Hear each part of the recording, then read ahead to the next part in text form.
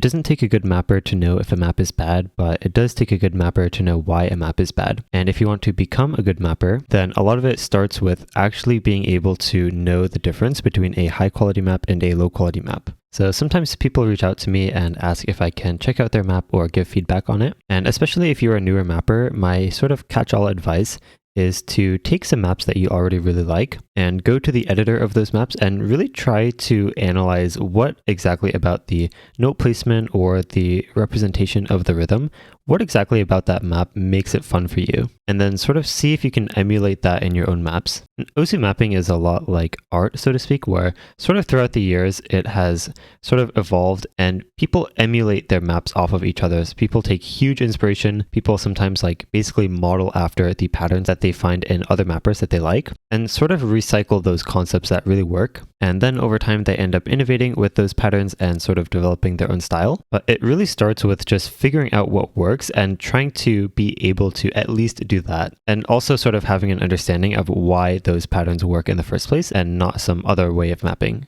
And also similarly to art, there's not necessarily a right or wrong way to do things. But to a trained eye, it's very, very easy to tell if someone is experienced with mapping or not. Usually there's some semblance of structure in a map, or if not structure, then at the very least, there's some sort of reason. A good rule of thumb, at least for when you're getting started with mapping, is if you can't take any pattern in your map and explain why the notes are placed the way that they are, then you should probably find a different way to map that section. So just for reference, I want to look at a sample map just to sort of talk about or show you guys a really like practical example of structure and sort of reason behind a map. And also that a map does not need to be anything special or so super crazy in order to be engaging and fun to play. So let's take this map by KTG Stir. So I'm just going to play the first like maybe 10 to 15 seconds and just try to watch for the structure that you notice within the patterns and try to sort of think through the reasoning behind each of the notes placements.